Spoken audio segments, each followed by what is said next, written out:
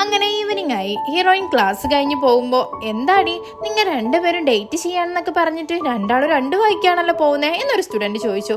ഉടനെ ഹീറോയിൻ അത് ഇതാ ഞാൻ അവൻ്റെ കൂടെ തന്നെ പോകുന്നത്.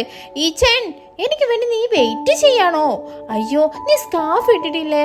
അച്ചോ ദാ എന്റെ സ്കാർഫ് ഉണ്ടല്ലോ, നമുക്ക് രണ്ടുപേർക്കും കൂടെ ഇത് മതി എന്ന് സ്നേഹത്തോടെ പറഞ്ഞ് അവന്റെ കഴുത്തിൽ അവളുടെ സ്കാർഫിന്റെ ഒരു അറ്റം ഇട്ട് കൊടുക്കുന്നു. എന്നിട്ട് ചിരിച്ചിട്ട് അവിടെ നിന്നും പോകുന്നു.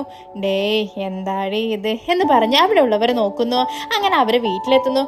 അയ്യോ കുറച്ചു നേരം കൂടി കഴിഞ്ഞെന്നെങ്കിൽ എന്റെ കഴുത്ത് ഒളിക്കുകയാണ് എന്ന് പറഞ്ഞ് അവന്റെ ജഡ്ഡി എടുത്ത് ഡേ എന്താടാ ഇതെല്ലാം ഇങ്ങനെ പബ്ലിക്കായി ഇടാൻ പാടുണ്ടോ? ഉടനെ അവൻ ഡേ കുറച്ചു നേരം അടങ്ങിയിരിക്കോ, അത് താഴെ വെക്ക്. നീ ഇവിടെ നന്നായി പഠിക്കാൻ വേണ്ടി നിന്റെ അമ്മ അവിടെ കഷ്ടപ്പെട്ട് വർക്ക് ചെയ്യാണ്. നീയാണെങ്കിലോ വീടെല്ലാം വേസ്റ്റ് കളയുന്ന സ്ഥലം പോലെ ആക്കിയിട്ടുണ്ട്. ഈ കാര്യം നിന്റെ അമ്മയോട് ഞാൻ പറഞ്ഞാ നിന്റെ അമ്മ ട്രാക്കർ എടുത്തു വന്ന് നിന്റെ മേലെ കയറ്റി ഇറക്കും എന്ന് പറഞ്ഞ ഒരു പേപ്പർ എടുത്തിട്ട് എന്തോ എഴുതാണ്. ഡേ നീ എന്താ എഴുതുന്നേ? അതോ നമ്മൾ ഫേക്കായി ഡേറ്റിംഗ് ചെയ്യല്ലേ, സോ ചില റൂൾസൊക്കെ എഴുതി വെക്കാണ്.